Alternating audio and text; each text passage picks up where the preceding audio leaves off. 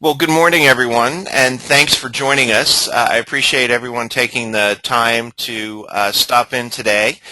My name is Tom Robbins. I'm with Kentico, and today we have a great presentation by James Cannings from MMT Digital, which is a Kentico Gold Partner out of the UK.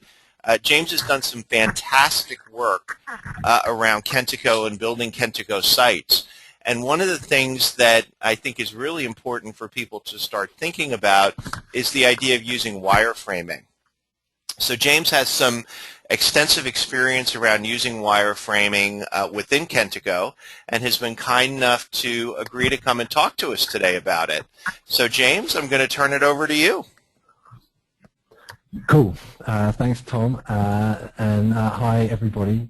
I'll do a very quick introduction to the talk and myself. I never know quite who's on these calls, and you know, some of you might listen to previous talks that I've done, either at the UK sort of mini conference that we had last year, or maybe met me out in Prague this time. But yeah, I'm James. I have a number of hats. Let's put it on this slide so you can see a little picture of me.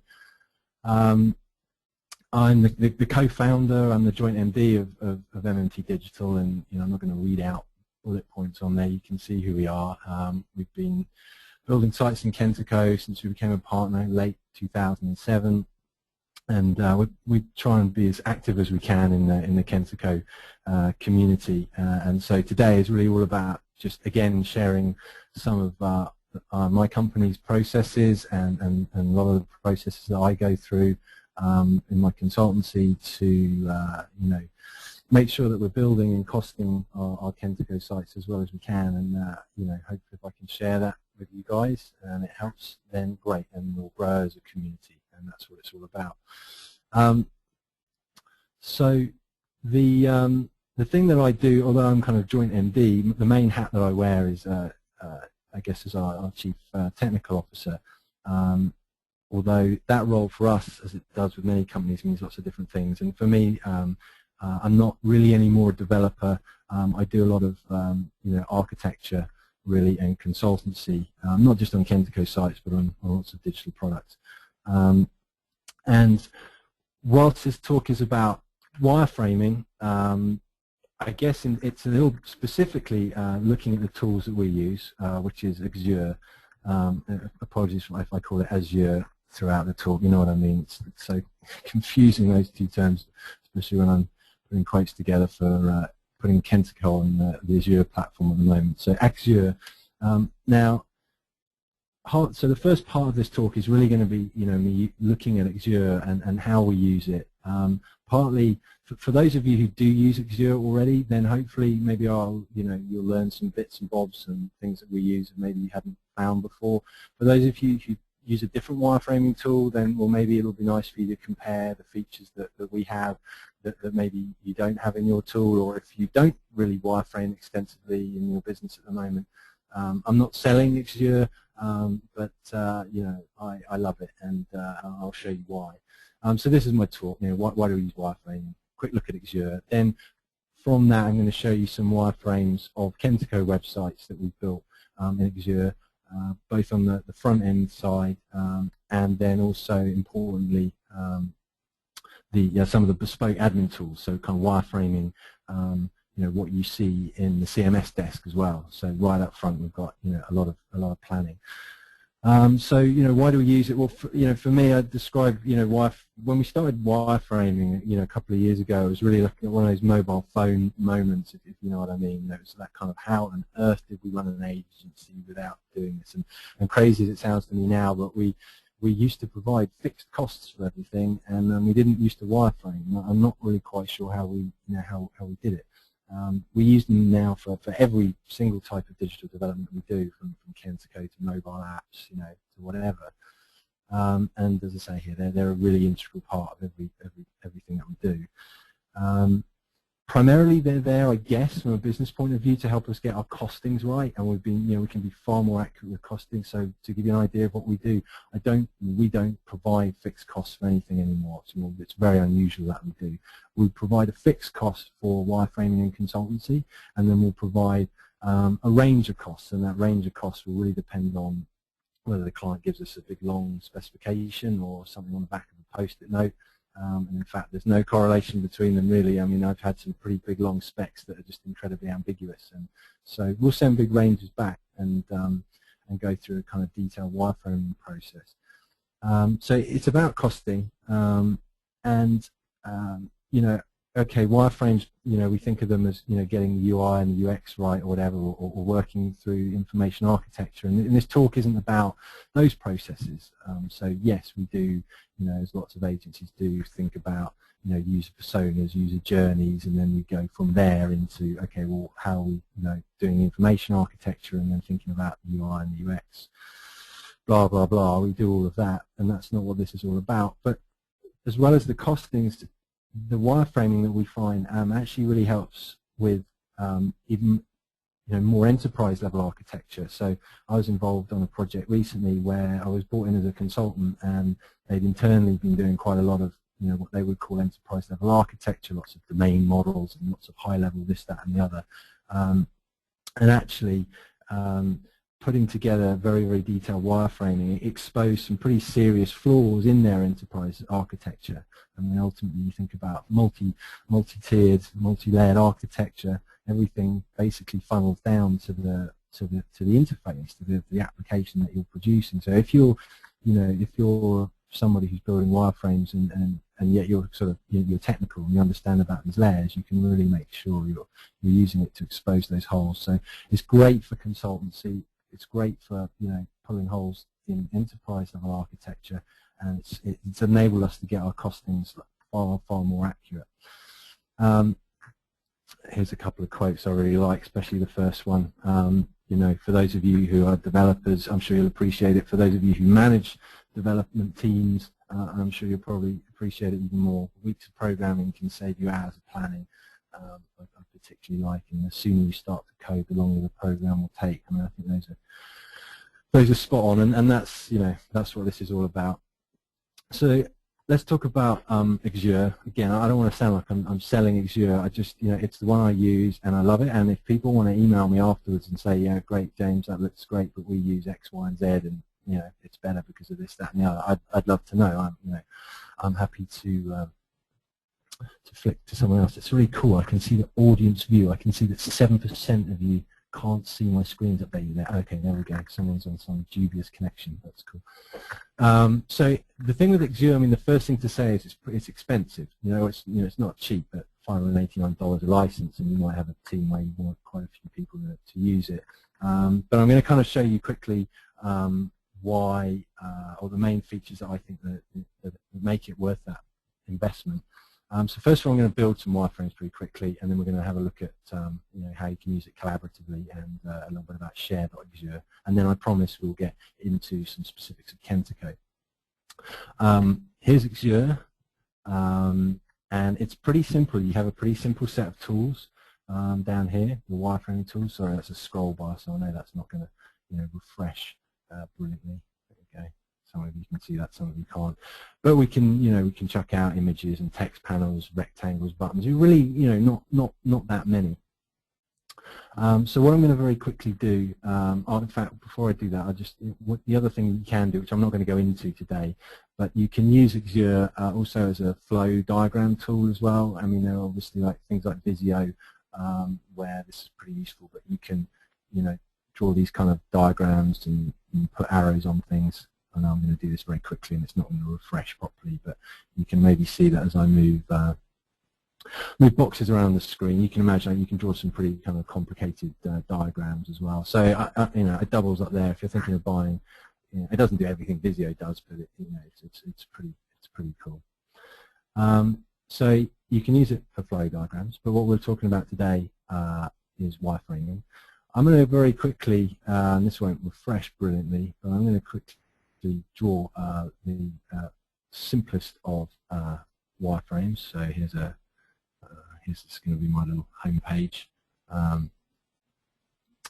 and let's stick a couple of navigation items on it. So let's use some sort of good old rectangles, which you can sort of change and say, okay, I want to give them a rounded top, and you'll see later on you can make these kind of look really pretty if you want. Let's make this our link to a home page. Let's make this a link to About Us. Okay, so one of the first features is, that's kind of cool is the concept of master templates. So I can take this. Ooh, I don't want to draw a stupid line. I can take all of these and I can convert this to a master. I'll just let things kind of catch up a little bit for most people there. So I can create this as a master panel. I'm going to call this my page header, and it goes. And that's created a little object down in the bottom left. If you can see it, you'll see it soon enough, called page header. So then I'm going to just let's create a new page. Let's create our About Us page. And of course, on all my pages, I want my header, so I can drill into my currently blank About Us page, and I can drag that page header in. In fact, for something like a page header, let's get rid of that for a minute.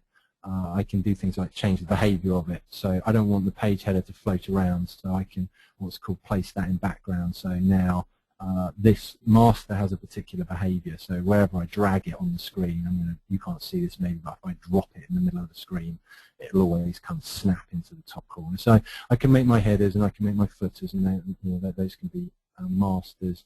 And obviously, if I now go and edit my page header, what I can start to do is kind of hook these pages up. So I'm going to put some links in now. Again, I appreciate I'm going very fast. This isn't particularly a lesson in Axure. Obviously, it's just showing you what I can do. So I can appreciate some of your screens aren't sort of refreshing fast enough.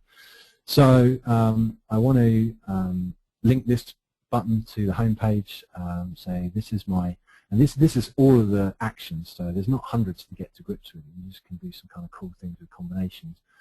So this one I want to obviously just link to the home page in the current window, and I'm going to very quickly do the same thing to the About Us page, and then we can go ahead and we'll call that test, save that, and what I'm now going to do is just generate a prototype. So like most wireframing tools, you can spit out prototypes. The main things that you can create out of Axure are Word documents and HTML prototypes. Most of the time that's what we're doing, and there's a whole bunch of settings in here to sort of only create part of the some of the pages, or include notes or don't include notes, and I'm not going to go through all these, but there's a whole load of them.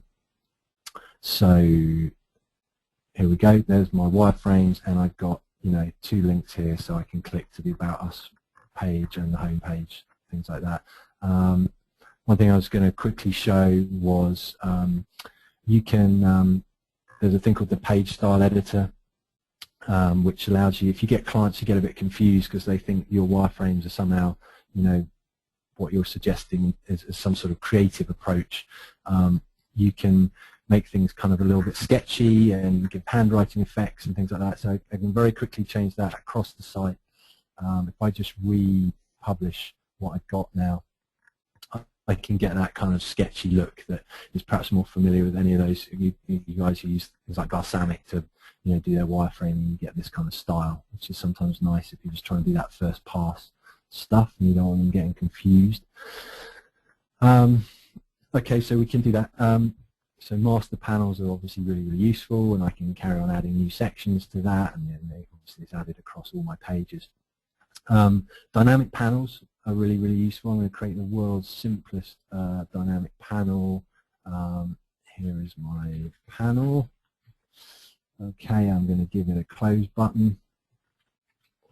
And what I'm going to do is I'm going to select all of those objects and I'm going to convert it. Now, last time I converted to a master object. This time I'm going to convert into a dynamic panel, which if you can see over the bottom right there as I relabel it, I'll just call that, I don't know, pop-up. Now, these are really cool dynamic panels. This one I'm going to kind of make hide and show, like some sort of pop-up. You can see here it's got a state, and if I double-click on the state, then really I'm back into my normal editing mode where I can move this and change all of this around and add to it. a pop-up can have multiple states, and you can easily have buttons and other actions that change the states of pop-ups. So this is a really nice way of doing things like wireframing Kentico's content personalization. So if you end up with different dynamic panels representing different widgets or web parts, when you think about Kentico V6 and the way that you can set up, different variations of content within a panel, it's really, really quick to wireframe that. And you'll see when we use variables and things in a minute, dead easy to show in your wireframes. If you're logged in as this user, this is the content you get using these dynamic panels. So let's go for show panel, a little button. So I want this panel to be hidden by default. I can do that through some on-page load commands down the bottom there, which I'm highlighting. Hopefully someone can see. And actually, I'm just going to do it a different way, and just in the properties of that, just set that as something that's hidden. Then on my show panel button, I'm going to add an action to show that panel. Dead easy. So hopefully most of you can see that. And one thing I nearly forgot to do is, of course, on my close button within my panel, I want to do the opposite there, and I'll just want to hide my pop-up. In fact, let's be fancy and let's put a half-second fade on that hide. So as long as I haven't forgotten to do anything there, what are we on here? We're on the oh, stupid! I did that on the. I want to do that on the home page. So no, I don't. I want to do it on the. Let's put it on the About Us page. Sorry. Okay, so we can republish that, and we should find that on our About Us page, I've got a little button, and I can show a panel, and I can close it, and it fades. Let me do that a little bit slower so people see it. I can show a panel, and you guys can probably see that there's a panel, and actually thinking about it, a half-second fade is going to be a terrible effect. There you go. You can all see that now. You won't be able to see that, but on my screen I can tell you it faded beautifully. To be honest, I don't think I've ever used any of the animation effects because it's a little bit over the top of the wireframes. So dynamic panels, hopefully you can kind of you let your imagination run there to sort of see kind of how useful that will be. I want to show you then how you can introduce variables into your wireframes, and then you can start to think about all what variables and combinations of variables and dynamic panels that can get really, really powerful. So what I'm going to do is I'm going to copy and paste my pop-up, and I'm going to call this one, oops, I'm going to call this one pop-up 2, so we don't get confused, and I'm going to set that as visible.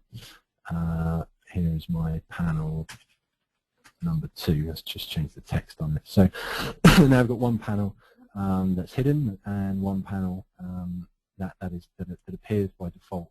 So what I want to do is actually set a variable to make this panel appear, only if in the case when a variable is set. So I'm going to actually go ahead and hide that again for now. And on my page header, I'm going to add some code to my, or add an event to my About Us link. So currently we've already got a case there which is linking us to the About Us page, and I'm going to what I want to do is set a variable. I'm going to just move that action up. So now it's going to set a variable, and then it's going to launch the About Us page. Okay, and so I can open up a very simple variable editor here. So value of variable. Actually, I want to create a new variable, and I'm going to call this show pop-up. So I want a new variable called show pop-up, and when we click this About Us link, I'm going to set the value of that to true. Okay, and then back onto the About Us page itself, where we've got this panel that's hidden, I'm going to add some code onto the, as well as adding code onto objects, which I'm doing in the kind of top right there. I'm going to add some code into this on-page load event, which is down the bottom here, if you can see that. And what I'm going to do is I'm going to show the panel. So I want to show the pop-up too, but I only want to do that dependent on the value of that variable. So I can add a condition at the top here. There's a little link to add a condition. And the condition is that the value of my variable show pop-up equals true. So if the value equals true, then show the pop-up when the page loads, otherwise don't. Okay, and if I'm able to talk and drive and do everything, I didn't do a kind of here's one I created earlier type thing, which may have been a terrible mistake. Now, just to show that works, if I browse on the sitemap to the About Us page, you can see that nothing happens. There's no panel appearing because I've kind of overridden it. I've just clicked on this left-hand sitemap. I can still show and hide my other panel. But if I click on the About Us tab, hooray, live demo, and it works, you can see that variable kicked in and it showed me that panel. So these are kind of really simple things, but the concept of masters, dynamic panels with multiple states and variables, and as I start to show you some examples of how we use those in Kentico sites, you'll see that it's really, really powerful and incredibly quick to do. I mean, sometimes you kind of have to rein yourself in a bit and make sure you don't try to build the whole site in Axure, but it is very, very quick to do.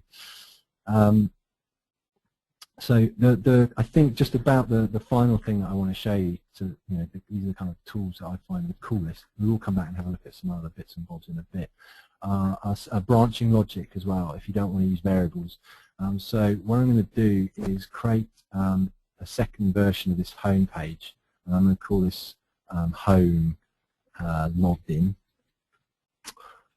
Oops. Now this is probably a poor example because this is a sort of classic case of where if I wanted to show a simple login state, I'd probably do it in a dynamic panel, but bear with me for now. I'm going to stick a text box on here and say, hi James, welcome back to the site. So this is my home page with me logged in. Now I could start to add variables and have a login button and pick that up, and I'll show you examples of where we've kind of done that in the past.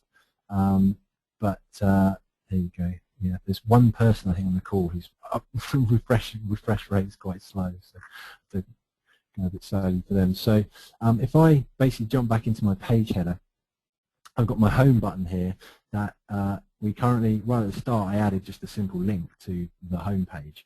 Now what I want to do is I'm just going to edit this case for reasons that will become apparent. Link to home page. Can't type. Link to home page. Yeah, that'll do. Link to home page. So we could add in a condition and start doing variables and start to work out whether a person's logged in or not. But what I can do is add a second case, and I'm going to call this link to home page as logged in user. Okay, and basically really simple, I'm going to link to my logged in home page that I just created, my duplicate. So now if you can see top right there, I've got actually kind of two cases. This button does two things. It links to two different places. Now if I put variables in as conditions, I could make it branch automatically, as I said. But without doing that, which is a real time saver a lot of the time, excuse me, what we can see now is the About Us page links us to the About Us screen. As we had before, the variables picked up, the panel appears. But the home page, Axure goes, oh, hang on, you're trying to link to two different things here. So what I'll do, and that's why I labeled them up nicely, it gives me the option to link to the home page, or because it's a master, the home page now obviously is updated as well, I can link to the home page as a logged in user. So either using variables or using kind of branching logic, usually a combination of the two. Sometimes you just kind of want to use that approach because getting into doing variables and stuff is just like way too complex, and you just want to do two versions of the same page or something like that. It's really, really cool and allows us to pretty much do everything we want to do. So yeah, masters, dynamic panels, variables, and branching logic are kind of the key things that I wanted to show you. So that's Axure. We're going to come back to it and look at it a little bit later, but I want to get obviously into some Kentico stuff. Very quickly, actually, sorry, having said that, I'm just going to launch this just to show you one of the other features of Axure is that you can wireframe collaboratively if you've got a subversioning system.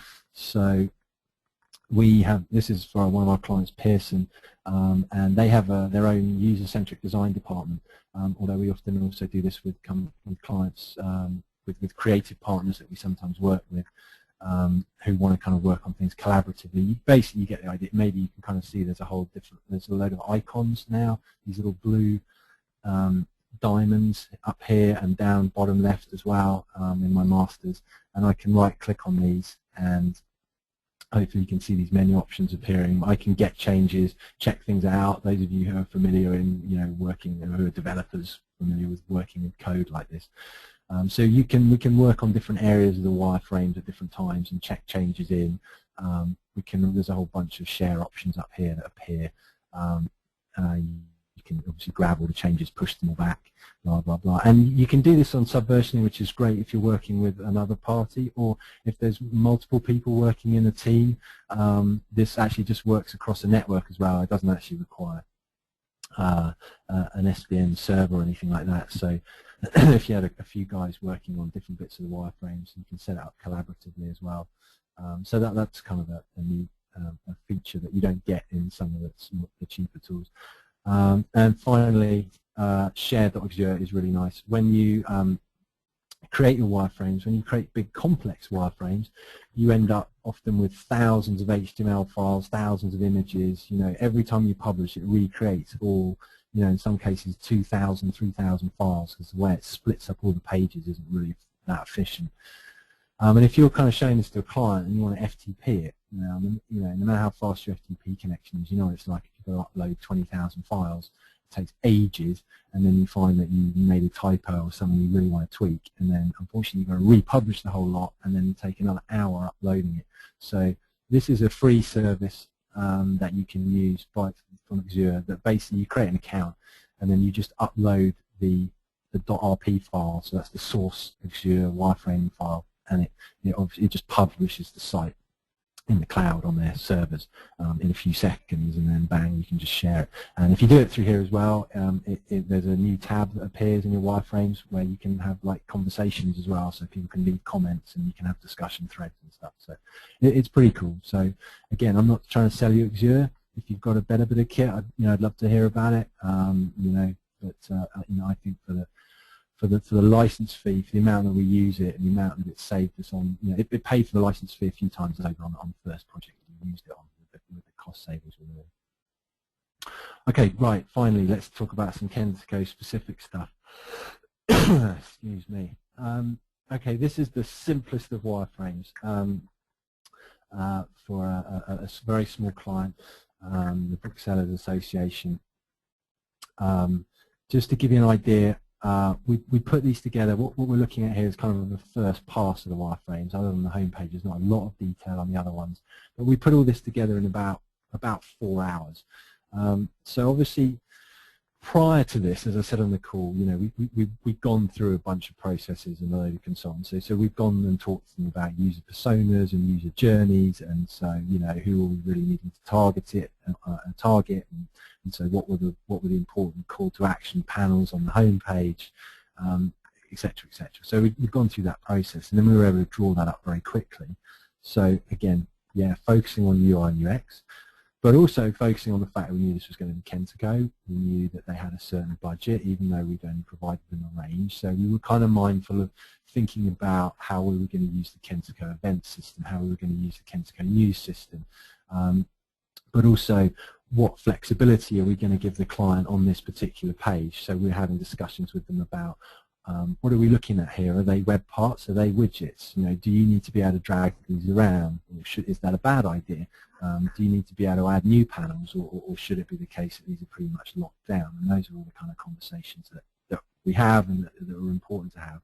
And we can get all these conversations out of the way without having provided a fixed cost to the client. So, we've got a home page. The rest of it is pretty simple, very sort of low fidelity once we get into a lot of the content. We've got some pages where we're kind of thinking about whether we should have kind of a few simple kind of nice panels. There are then the more bespoke areas.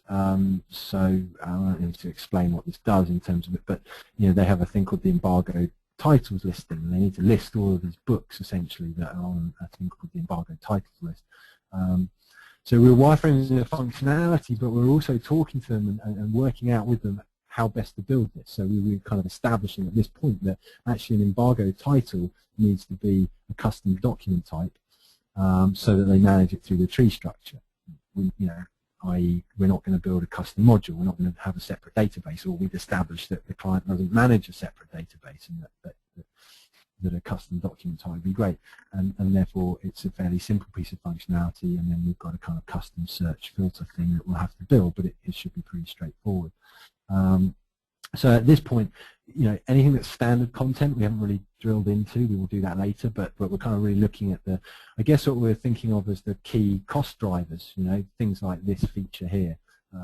It's allowing us to work out for the simple content, how many templates we need for content, but we're really kind of trying to focus on some more of this kind of custom functionality. And there's a bunch of search tools that are in there. So the bookshop search kind of looks and feels a little bit like the embargo titles, but actually bookshops are in a completely separate database. This is a database of all bookshops in the UK. So we're wireframing it here, but we're also working out, well, do we need any kind of custom module here? Actually, probably not. This is just a pure bespoke web part that will sit here and provide a search functionality. And if the client needs to manage the data, actually that's done in their third-party system. So, we're talking about widgets, web parts, things like that on the home page, but also a lot of the kind of technical how we're going to do stuff. On the home page, obviously we can log in, or we can go into the members area, and we're not logged in at the moment. And so all we can see is a page where they're going to be able to put some stuff in there about reasons to join, which hasn't been wireframed. There'll just be some content there. They need to go away and figure out what that's going to be. But if I go back to that members area and I log in here, or in fact, let's go back a step, I can even go back to the home page, and I can log in from the home page. Just using variables there, we've set a login variable and we've branched off to a slightly different version of the page. So now we've got these areas that you can see. I'm just trying to highlight that left-hand side there, the members area. We've got a bunch more options, and I don't think there's anything particularly in there. Okay, yeah, some of it's got some functionality, wireframes, so only members can see this functionality. But again, because it's using variables, it gives the client a really nice experience of the site. So I can click off to another area. Just wait for that to kind of catch up for people. And yeah, there we go. One person, really sticky connection. And then if I jump back to the members area, it's it's remembered that that I'm logged in. And if I go, I'll go a little faster. But if I log out, it jumps me back to the home page. But if I drill back into the members area, I'm logged out again. So I mean, that was really simple to do. Literally, I'd say the whole thing took about 4 hours. It's very, very quick. I mean, you saw how quickly I set up a header and set some variables up and some branching logic. There's not that many pages if you look at the site map. But it really adds value to what we're giving to the client. They really appreciate this process, and very accepting of the fact that it throws up lots of little things. That means that we can get those right in our costs, but also you really nail down the process of how we're building these sites in Kentico. Again, widgets, web parts, custom document types, all of that sort of stuff. Really engaging with the client early on, not just building it, nailing the design, having a happy client, and then going and doing the training session and have them going, all right, well, how do we change this? And oh, I thought we could change that. That's what it's all about, really. Okay, so those are kind of pretty simple. I'm just going to pull up some more complicated wireframes, which in fact the first page of which isn't very complicated at all. For those of you who have listened to any of my previous talks, you'll be familiar with me banging on about the Pan Macmillan wireframes and the Pan Macmillan site. That's really just because it's been a huge project, and I've been building it for the last 6 months. But it's a really nice example. So in fact, the brief to us was to create a homepage that to create wireframes that basically allowed the creative agency, because they put it out on a separate tender, allowed the creative agency to just kind of go nuts. So this unfortunately doesn't work well. These bars slide really nicely, but it won't update at all on the remote connection. But it's live now. If you go to panmacmillan.com, you kind of see this kind of crazy sliding area, and we've got some kind of cool top-level menus, which again won't kind of display that well. But if you go and have a look at the site, these kind of will slide up and down and look really cool. I want to drill into a particular page on the site. Now I'm going to show you the kind of original wireframes, which were done now kind of 6 months ago. So if that just is going to refresh on your screen.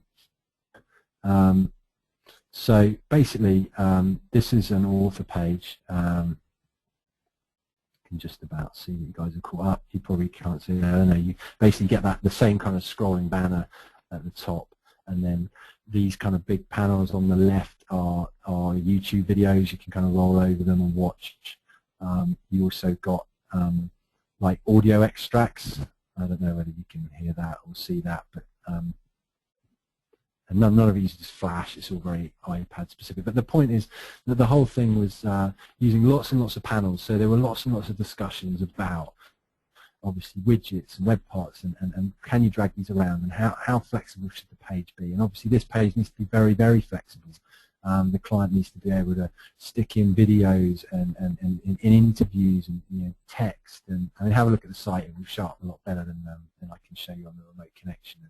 Little carousels of other books by this author. So there's a real mix of content that's coming in from the bibliographic system. And the way that we kind of kicked off all these conversations is if I jump back to the wireframe and show you, prior to kind of seeing the creative, if I show you an author page in the wireframes. Now obviously you've got this kind of top navigation which was replaced with this kind of funky drop down thing, but you kind of can see some similarities. That magazine style look and feel of panels of text and panels of links and panels of other books by the author, and links and all this sort of stuff. So this was just so important to understand how we were going to build these pages in Kentico. So these templates use a really interesting mix of web parts, some of which are just pulling in dynamic content about the author from the bibliographic system, and some of which just allowing are just kind of widget zones to allow people to add YouTube video and other things.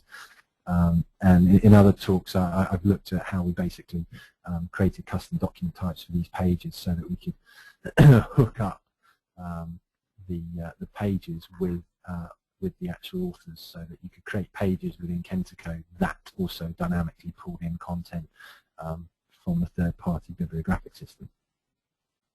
But just in terms of wireframing, you can kind of see just how detailed we go. The whole thing, the events system, the news system, and so on and so forth. It was massive. I mean, we talked about 4 hours for the last one. This lot was probably, I guess kind of, I don't know, 2 months in the making to get all this detail done. But again, it's that dual purpose thing of really helping us to establish how we're going to build the thing in Kentico, and the consultancy side of things as well, how we're going to build this, what's coming in from third-party systems, that sort of stuff. Actually, what we did separately, which is the next thing I want to show you, we kind of got as far as we could with these, and then they became a bit unwieldy. So a little bit further down the line, we had to basically build quite a complex search system for the site. This link here shows you the wireframes for that. So we'd kind of gone down the line, and now we'd seen the creative. So we just used Axure, and we just dropped in the home page and said to the client, okay, well, this is how we think that search system is going to work. So we can do kind of like a basic search, and if we can see that just about. Okay, so the search system doesn't use a Kentico search. It primarily is searching, it's a bespoke searching system against their bibliographic database, so against the books and the authors. But it actually pulls in content from Kentico pages. So we're displaying here, this top search result is, it's a book, The Crossing by Cormac McCarthy, but through ISBNs and custom document types and some clever wizardry, the way the site was built is that if there's a page about that book that also happens to have some video in it, what they call high-value content, now that's pulled through. So we started to think about how that would look, but also how on earth we were going to build this search system that searched against the bibliographic database, but then also kind of matched those search results against Kentico pages to work out if we could pull in kind of cool content. you can see that if I just click on that and leave it, you can see that we use branching logic to show, well, okay, what happens if they get an exact title match or an exact author match, and a lot of this was about trying to emulate what happens on Amazon. So, for example, if I demonstrate this middle one, an exact author match for the author Cormac McCarthy, what actually happens is that Cormac McCarthy, the results get fiddled. The search algorithm says, oh, okay, Cormac McCarthy, that's an exact string match for this. So what I'm actually going to do is not show his author page at the top, but show you his most recent book by publication date, and then show you his page, and then I'm going to show you all of his other books in order of publication date. So it was really, really complicated, and wireframing really did its job there. You can see there's like an advanced search panel there. You can see kind of drilled into the detail. And this took, a few days to wireframe, and it was great because the client time and time again kind of threw away what we had. And he was literally throwing away his own ideas. This is the way they were absolutely sure they wanted it to work. And then we wireframed it and did it, and they realized they didn't. And then once we got it right, I mean, this took weeks to build. It was really, really complicated. But that was just a great case of wireframing doing its job on a Kentico site, but in this case, a really kind of specific, quite complicated search algorithm. And I don't know how, this is in beta at the moment, so I don't know, let's, I'll tell you what, let's just do that, if I can spell it right. Let's see if that algorithm is actually working properly. Again, this is actually working a bit slowly. It's not completely, I can't blame this entirely on your screen refresh. So there you go, this is the actual search system working now, and you can see that although I did a search for Cormac McCarthy, it didn't put his result first, it put his very famous book, No Country for Old Men, first. And so, we were able to build this once and get it right first time, and not be mucking around with what is a very complicated algorithm, some very complex SQL to make that work in a fairly performant way, albeit needs some further optimization because it's not great yet. So that that was how we wireframe some bespoke functionality. Something that anyone who's seen my talk again would have seen before already, so I won't go quickly, but I'll mindful we've got about 15 minutes left. This is something that's kind of interested Kentico partners in the past, because this is something that we also do. We talked about wireframing the front end. We talked about having lots of discussions about how we use custom document types and widgets and web parts, and where possible we always extend Kentico in that way. It's possible to do a huge amount of things using the Kentico tree structure and custom document types. But of course, a lot of the time, you need, for whatever reason, a bespoke module in the CMS desk. So again, it kind of often gets overlooked, wireframing admin tools, but it can be equally important in terms of those kind of, oh, I thought we could do this, and oh, I thought we'd be able to do those types of conversations. But actually, the wireframing of the CMS desk does a couple of things for us. What you'll see in a minute when I get into this is that we wireframe this so that our bespoke modules look exactly like the out-of-the-box Kentico modules, the same style set, the same button styles. And that means that our designers don't have to actually make these things look good. We could create bespoke modules and we could MMT Digital brand them, but we don't want to do that. We want our clients to have a seamless experience with Kentico. We don't want them to know the difference between when they're managing the blog system or polls or newsletter, or in this case managing a series of books from their bibliographic database. And that gives them a seamless, more seamless experience in Kentico, and then they're happier about the CMS and they think it's great, and that reflects well on Kentico, and that's a good thing. So what it also means is that once we've done the wireframes, we can just hand the wireframes to the .NET guys, who instead of just coming up with something that's just Times New Roman, fonts all over the place, looks horrendous, and then needs some front-end guy to come and make it look pretty, we can just give it to the .NET guys and they can just build it and it will look cool. So there's a few modules here. I'm going to jump into this on managed series. To cut a long story short, I mean, essentially this is for the Pan Macmillan site again, and this is an area where the client can manage a series of books, so that it allows them to group books into a series, and for whatever reason, their third-party bibliographic system that powers the rest of their business doesn't have that functionality. They can't do that. So we have a nightly feed pulling in all of the books, all of the authors into our system. They want to be able to put together arbitrary groupings of books into series that they can promote on the front end, and they appear as, you know, carousels and things like that, series, you know, other books in this series or whatever. So a series might be a series for an author, might be a genre, might be a science fiction series, you know, whatever. So you can see straight away these are our wireframes, and they kind of look very, very similar. Okay, it's Kentico 5.5, and we need to update these to make them look like V6, and we will. But for those of you who've used more complex modules like the e-commerce module, you know, we've got these tabs at the top here, pretty similar. So I can, in the wireframes, I can create a new series, which essentially means giving it a name and giving it a synopsis that is going to appear on the site when you click on the series page, because as well as a little carousel, there'll be a series page. I can save that. Now, I could have bothered to get all clever and use variables and have that appear in the list on this page, but, you know, that kind of, you know, because once I'm happy that the client kind of gets it, then I think it's just a waste of time. But, you know, I could have had a dynamic panel that appeared, and the text box could even have been set by a variable. So if I typed in test in that box and then hit save, I could have made it actually say what I actually typed in, but that's just getting a bit over the top in my opinion. So then I have a series, and I can edit a series.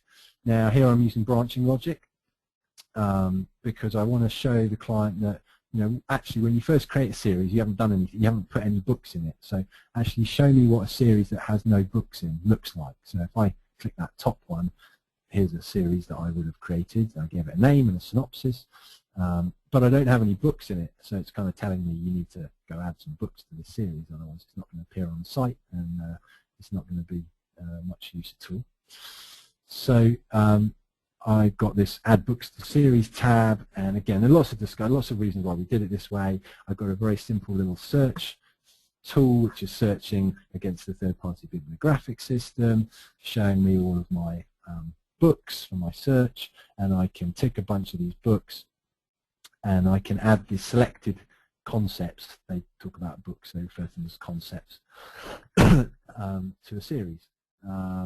And so, you know, I get a little pop-up, and then I can say, yeah, I want to add all those books to the Gruffalo series, or the new series that I just created.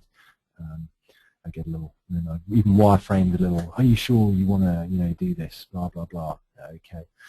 And so they get a really good idea, and then I can go back to my series, and I can say, okay, well, what does that look like then when I've added some books to that series? Okay, so now branching logic again. Okay, well, actually, show me what happens when I edit a series that contains books, and ta-da, that's kind of what it will probably look like. And you can reorder them in the series or delete them or whatever. So it's kind of really simple, little bit of functionality, but it's a great way of describing it to the client, and you go around the houses a few times and realize that something's not the best way of doing it, and it's great because when it's done, I can just give this. We can just give this to the .NET developers and go, this is it, and they, you know, they get it. We don't have to bring in front-end guys or anything like that.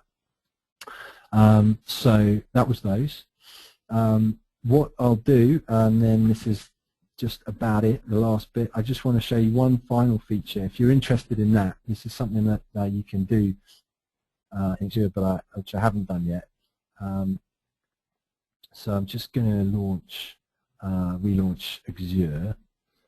Hopefully that'll, I want that to actually get, okay, so here is my CMS, here are my wireframes. Here's that project that we just looked at. So this is just a JPEG screen grab for that, and here's my tools. Yeah, so this is the Axure project for the wireframes we've just been looking at.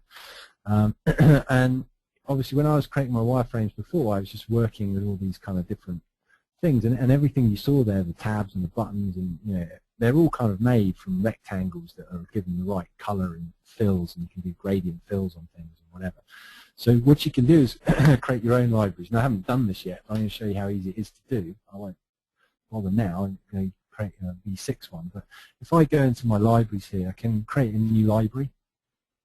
So I can create a CMS desk library, and bang, you can see it's kind of empty over there, and it's going to fire up a new version of Axure. Sorry, that's my phone going. Turn that off.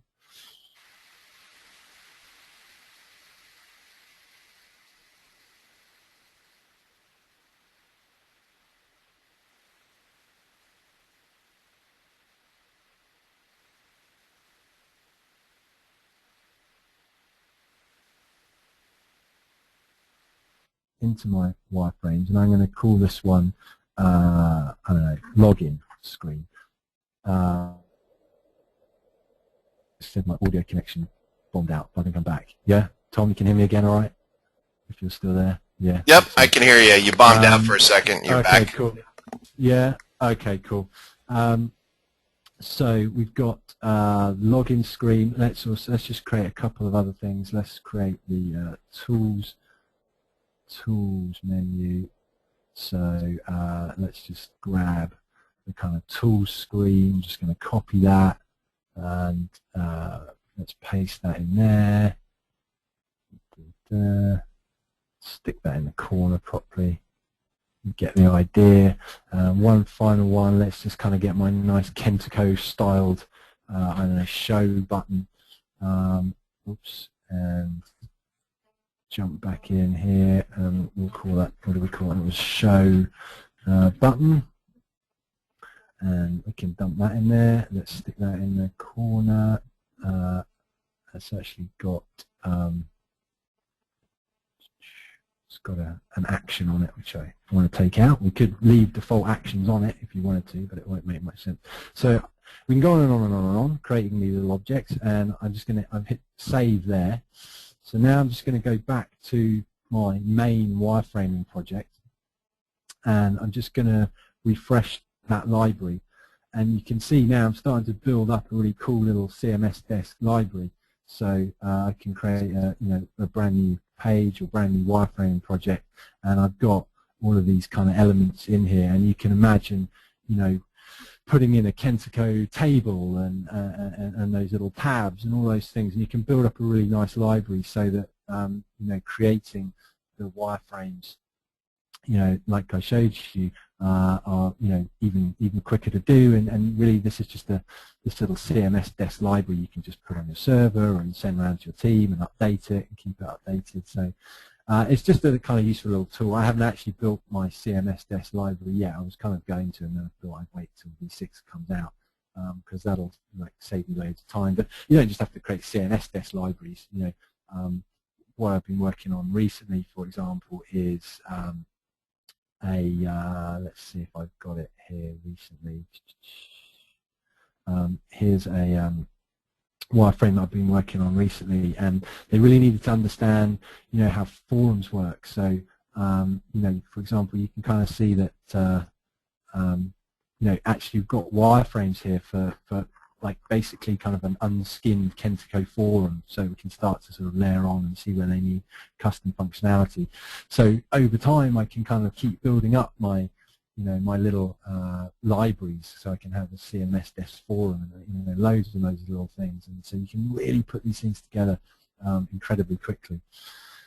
And that was really it, and just these 3 points I thought kind of summed up everything for me nicely. That especially the first 2 points, that wireframing had a huge impact on our processes, as I said at the start. And we did start out with balsamic or wireframing in inverted commas in Firefox and Photoshop, and just kind of doing things that way.